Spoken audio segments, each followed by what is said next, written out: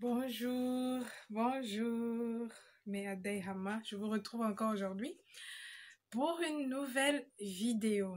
Cette fois, je vais raconter une séquence qui n'est pas quand même très joyeuse, hein, qui n'est pas très joyeuse, mais je tenais quand même à le partager. Je l'ai déjà fait par écrit, mais comme les gens, ils aiment bien lire, hein, ils aiment trop lire en plus, j'avais pas le choix. Donc, j'ai décidé de le retranscrire en vidéo.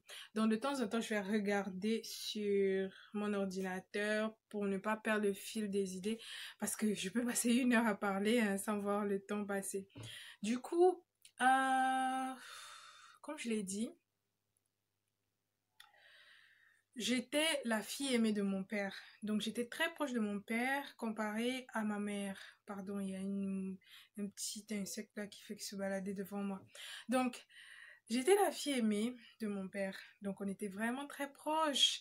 Et là, euh, on était encore à Yagua dans comment dire, dans un petit arrondissement là. Mon père travaillait là-bas. Et du coup, mon père est tombé malade. Et ça n'allait pas, ça continuait. Donc, on se posait des questions et tout. Et ma mère est partie avec lui au village pour se soigner. Nous, on est resté au village. Bon, on avait des voisins, on pouvait échanger avec les voisins, on pouvait rester chez eux. Bref, on s'ennuyait pas beaucoup quand même, mais bon, toujours est-il que nos parents nous manquaient. Après, un jour, il y a ses collègues qui avaient l'habitude de venir à la maison, hein, nous offrir de l'argent et tout, qui sont arrivés. Ils nous disent que on doit nous apprêter parce que on doit s'apprêter parce que nos parents, surtout mon père, il a besoin de nous voir et qu'il faudrait qu'on aille lui rendre visite. Moi, j'étais contente, j'ai pris ça au premier degré. Mon frère, mon frère aîné, Samir, lui, il a bien compris que il y avait quelque chose de louche. Lui, il était plus grand que moi, donc ça fait que lui, il a compris et moi, j'ai pris ça naïvement. J'ai ramassé les vêtements que mon père aimait porter à la maison, mais qu'il n'avait pas ramené avec lui. J'ai ramassé des choses qu'il aimait beaucoup. J'ai mis dans... En tout cas, ma valise était remplie de plus de choses pour mon père que pour moi-même. Après, on a fait un long voyage. Vous connaissez aussi l'état de la route et c'était en plein mois d'août, imaginez. Les pluies septentrionales avec les boues partout là sur la route. Et laissez-moi vous dire que cette zone-là a été enclavée. Donc la boue partout. Mais bon, finalement, on est allé avec la voiture du sous-préfet. Donc c'était plus confortable. Mais toujours est-il que la route était mauvaise. Donc on est arrivé à 16h, 15h par là, je pense. Et moi, j'étais contente, quoi. Je connais là où ma grand-mère se trouvait et sûrement là où mon père se trouverait, sûrement. Donc, je me suis dirigée là. Mais au fur et à mesure que j'avançais, je voyais des gens assis. Vous savez, chez nous, il y a beaucoup plus des musulmans qui font des baptêmes pour les enfants quand ils naissent là. C'est très fréquent chez nous. Et vu que moi aussi, une bonne partie de ma famille est musulmane, donc je me suis dit, forcément, un de mes cousins a accouché et puis on est en train de faire le baptême de son enfant. Ou alors un de nos voisins. J'avance et puis je vois les hommes assis d'un côté, les femmes d'un autre et tout, mais bon, moi ça me dérangeait pas, je ne réalisais même pas qu'il y avait une nouvelle qui allait effondrer mon cœur. Maintenant, quand je suis entrée dans la cour principale, c'est là où mes tantes, ma mère, tout le monde m'accueille avec des pleurs. J'entends ma mère qui dit, oh, il m'avait seulement demandé de l'accompagner, venir se soigner. Finalement, il m'a abandonné dans son village. J'ai dit, hein?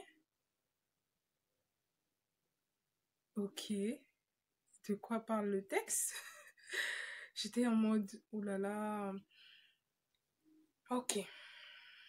Tout ça, vous savez, c'est bizarre, c'est bizarre. C'est Quand on vous donne une nouvelle comme ça, là, versée comme ça, c'est... Tu ne réalises pas sur le coup. Le comble, c'est que mon père était déjà enterré. Chez nous, ça traîne pas, hein. Il n'y a pas d'argent pour l'amener à la mort ou je sais pas moi quoi là. Non, non, non. Ils l'ont enterré immédiatement. Ils n'ont rien attendu. Ok. J'étais là en mode, d'accord. J'espère que c'est une blague, hein. Mais non, c'était vraiment pas une blague. Après ça, j'entendais toujours ma mère pleurer et tout. Je pleurais, mais vous savez, vous réalisez pas en fait. Tant que vous n'avez pas encore assimilé, ou bien vous êtes encore dans le déni de la situation, vous avez l'impression que tout ce qu'on vous dit là, c'est une mauvaise blague, ça va passer. Mais sauf que cette blague-là, elle, elle a continué pendant longtemps. Et je ne savais pas que c'était parti comme ça. Et après quelques jours, il y a eu la réunion familiale qui n'est réservée qu'aux hommes. Et le verdict est tombé. Moi, je devais aller vivre chez mon oncle paternel, qui est plutôt pasteur. Mon frère et moi, Samir et moi, on devait aller là-bas. Et mes deux petits frères devaient rester avec ma mère. Donc, c'était ça. Et immédiatement, j'ai quitté le lieu de deuil. Genre, en début de rentrée, on est parti. Donc, imaginez, j'ai vraiment pas eu le temps de faire le deuil, quoi. J'ai vraiment pas eu le temps de pleurer mon père. J'ai vraiment pas réalisé. Hmm. Euh, Mon père est mort un 2 août. Et mon anniversaire, c'est le 25 août. Imaginez. Dans 23 jours, je devais avoir 9 ans. Mais ces 9 ans-là, je les ai fêtés dans les larmes. Dans les larmes. D'habitude, mon père fêtait mes anniversaires, il ne les ratait jamais. C'était un événement important pour lui. Donc, cette année-là devait être particulière et je devais faire avec. Mais c'était compliqué. C'est à partir de là même que j'ai commencé à réaliser qu'il y a eu un changement et qu'il fallait que je fasse avec. Maintenant, après, quand je suis arrivée en ville, c'était différent. Mais ce que je veux dire, c'est que chez nous, dans notre culture, on ne dit pas aux enfants que voilà, il y a tel qui est mort, on préfère ne pas leur dire la vérité, on préfère mentir que de leur dire la vérité. Sans savoir que après, on a du mal. Après, on est beaucoup plus choqué que quand on sait et qu'on est censé faire le deuil et tout ça. Moi, c'est quelque chose que je traîne encore jusqu'à aujourd'hui parce qu'à un moment donné, quand j'y pense, je me dis, ouh là là, j'ai vraiment pas eu le temps même de voir à quoi il ressemblait avant de mourir. Il n'a rien pu me dire. C'est lourd. Mais bon, nous au moins, prochainement, on sera parents, on saura mieux comment faire les choses, comment annoncer à nos enfants, leur laisser aussi le temps de faire leur deuil, tout comme nous, les aînés. Et puis surtout exprimer leurs émotions. Mais bon. Mon meilleur ami, mon ami de tout le temps, toujours prêt à me consoler.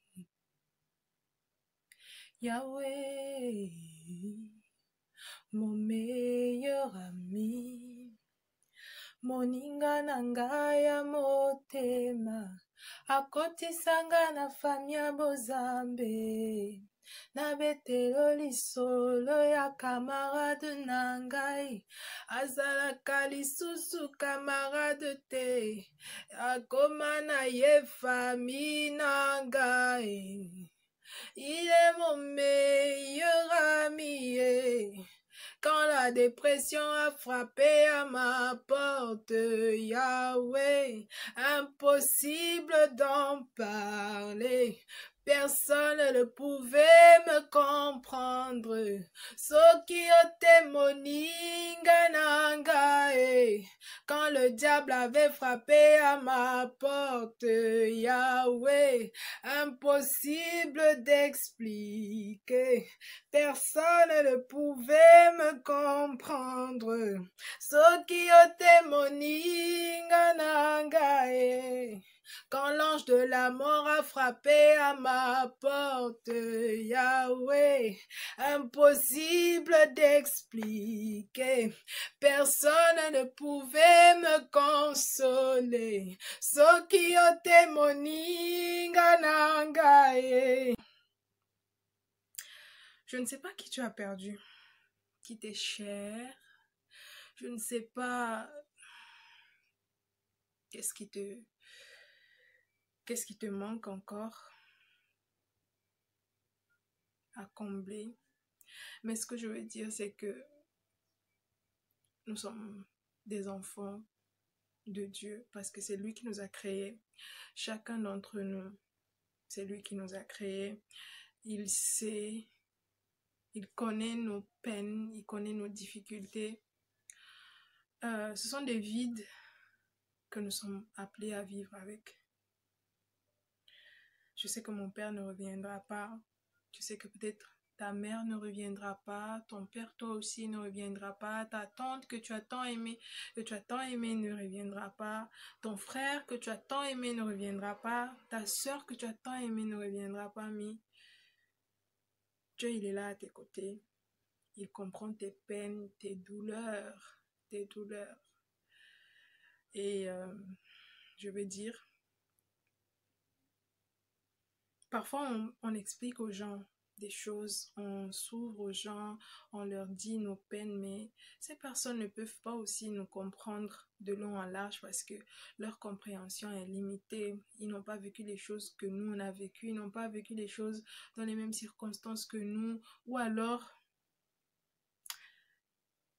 ils ne peuvent pas vraiment nous comprendre. Mais la seule personne qui peut nous comprendre dans nos peines, nos joies, nos détresses, ce n'est que celui qui nous a créés. Je veux dire, on peut juste lui ouvrir nos cœurs, lui dire nos peines, des choses qui ne vont pas, parce que c'est lui seul notre meilleur ami. C'est lui seul. C'est la seule personne qui peut vraiment nous comprendre. La seule personne qui peut nous consoler comme il se doit. La personne qui peut combler ce vide-là. On n'a pas besoin de faire des gymnastiques, on n'a pas besoin de faire des choses. Juste lui parler comme je suis en train de parler. Et il entend, il essuie les larmes. Il a dit qu'il est le père de l'orphelin, de la veuve. Il est près de ceux qui ont le cœur brisé. Il est celui qui est prêt à prendre nos fardeaux parce qu'il a dit, venez à moi, vous qui êtes fatigués et chargés. On peut être chargé d'amertume, on peut être chargé de beaucoup de choses. Mais Dieu, il est là, il nous entend. Et il sait comment combler nos cœurs, combler nos vies. Parce qu'il nous aime. Et son amour n'est pas comme nous. Hein. Nous, on donne peut-être une partie, on s'aime plus qu'on aime les autres. Mais lui, il nous aime infiniment au-delà de ce qu'on peut penser ou imaginer. Parce que son amour est tellement large. Ma prière pour toi, c'est que Dieu puisse vraiment combler ce vide. Hein. Combler ce vide. On a perdu des proches, nous tous. On a été frappés par la mort une fois au moins. Et je prie vraiment que Dieu puisse vous aider.